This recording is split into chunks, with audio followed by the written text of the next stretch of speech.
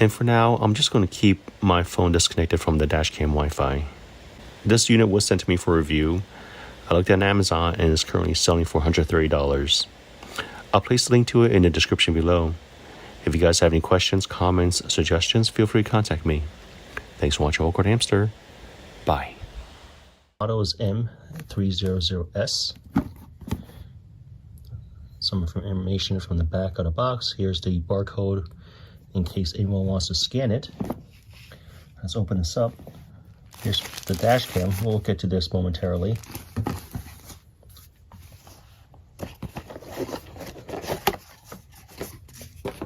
Here are the components it came with. We got the power adapter. Pretty sizable. The power requirements. And I think it's a little bit larger because it's got built-in USB Type A. So not only is this going to power my dash cam, but I can also use this to charge my smartphone.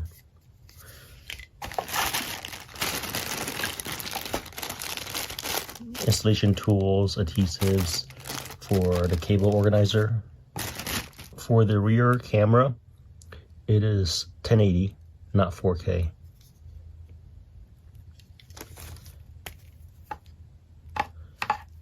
And it's a very long cord. The cord plugs all the way here to the AV port. So mounting bracket. This is the protective film on the glass. Came with 2 protective films. And here's the owner's manual. I'm just going to breeze through this very quickly.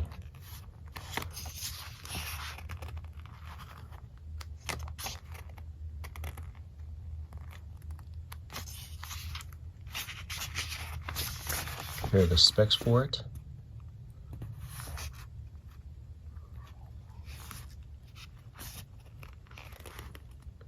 So with the 4K codec, it can record at H.265. And here are all the video resolutions it supports.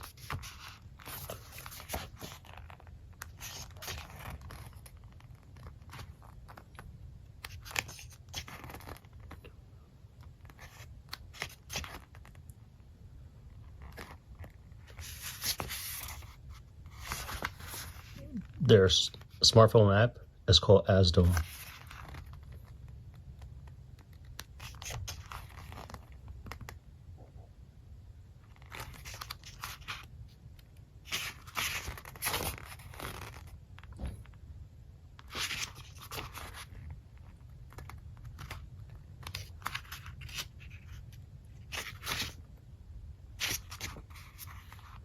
Alright, I'm just going to breeze past a lot of these now.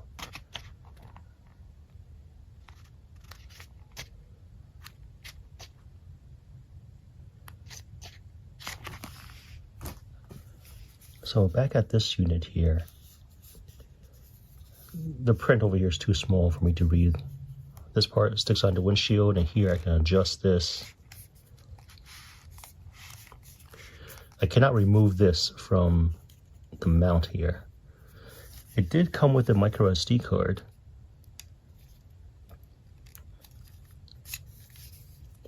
The micro SD card is 64 gigs.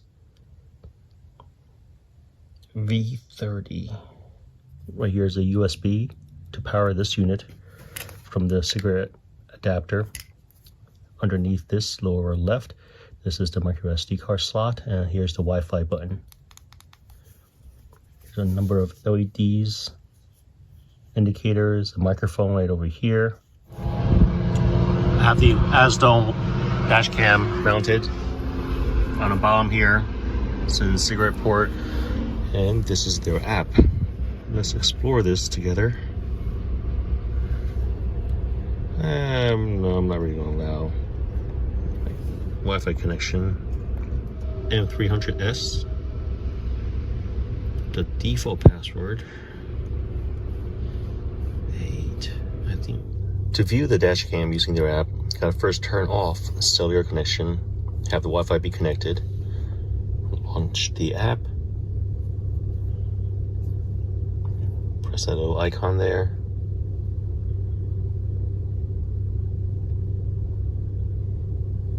Now it loads. So this is the back camera. I'm gonna switch over to the front camera. I can also switch, let's see, big front, small rear. But that's like picture-in-picture mode. I can't adjust or reposition it. But let me just maximize it.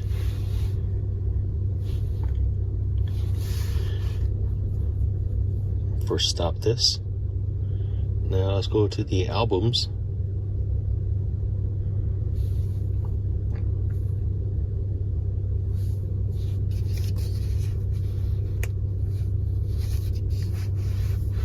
Just turning up the sound.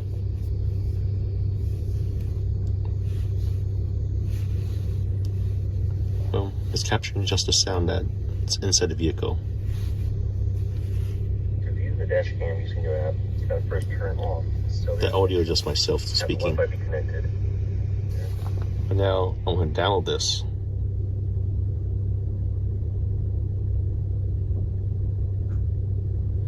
So in case of emergency, I need to provide this video as evidence. I can just download it to my phone and use other applications or AirDrop, send to other people. Yes. All right. It was 1 minute and 12 seconds. Skip forward.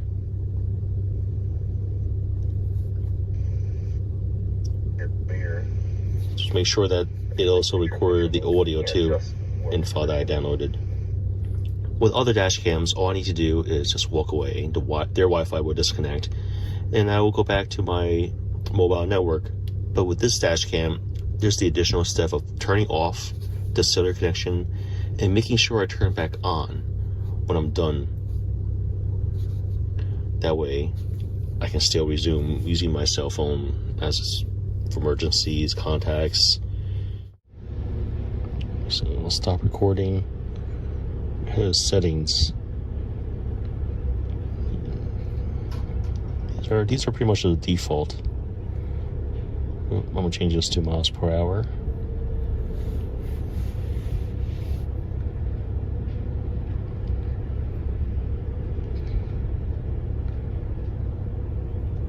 I don't need GPS information. I don't want their logo.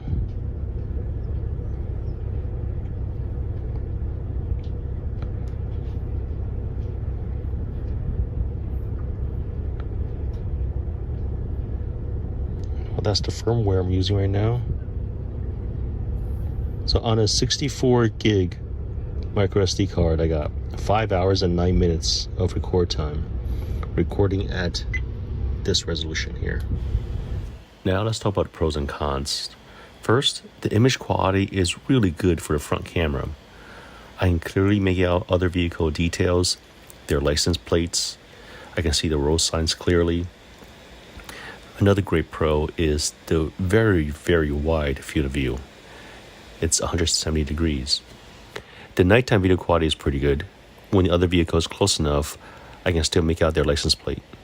I don't have a window wiper for my rear windshield, but the 1080 camera can still capture other vehicle details, and if they do hit me, at least I got on recording. Now let's talk about some of the cons. First, I need to shut down my cellular in order to access the dash cam over its Wi-Fi. To me, that's just a risk, where there's been times where I download the video from a dash cam, I walk away, and I forget to turn my cellular back on. Another con is that the Wi-Fi is always on at startup. So if I turn on the dash cam, I press the Wi-Fi button for 4 seconds to turn off, shut off the dash cam, turn back on, it does not remember the previous setting. The Wi-Fi is back on again. I still like this dash cam, and I'll continue using it because the main functions of it work, and they work great. Great video quality, good audio quality, very easy setup. As for the cons, the Wi-Fi is a perk, and for now, I'm just going to keep my phone disconnected from the dash cam Wi-Fi. This unit was sent to me for review. I looked at Amazon and is currently selling for $130. I'll place the link to it in the description below. If you guys have any questions, comments, suggestions, feel free to contact me. Thanks for watching Awkward Hamster. Bye.